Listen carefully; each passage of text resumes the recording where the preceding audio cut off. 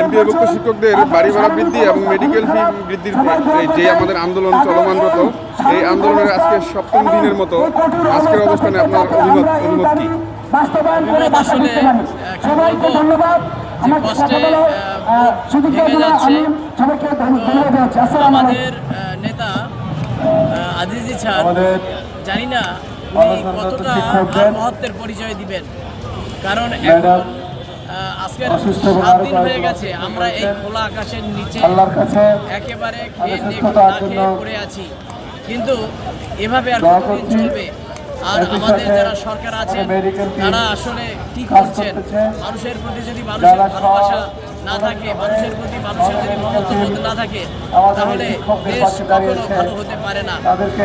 রবীন্দ্রনাথ ঠাকুর যে আমার সোনার বাংলা আমি তোমায় ভালোবাসি কথাটা লিখছেন, আসলে কি হচ্ছে এই সোনার বাংলা, এখন কি হচ্ছে? তো আমি কি বলবো, আসলে আমার কান্না পাচ্ছে, বলার ভাষা আমি হারিয়ে ফেলছি। তো ঠিক আছে, আজকের আর কিছু আসলে আমি বলতে পারছি না, রুদ্ধ হয়ে আসছে। ধন্যবাদ সবাইকে। আগামী দিনে আপনারা সবাই সমবেত হবেন এই আশাবাদ করছি। ধন্যবাদ সবাইকে।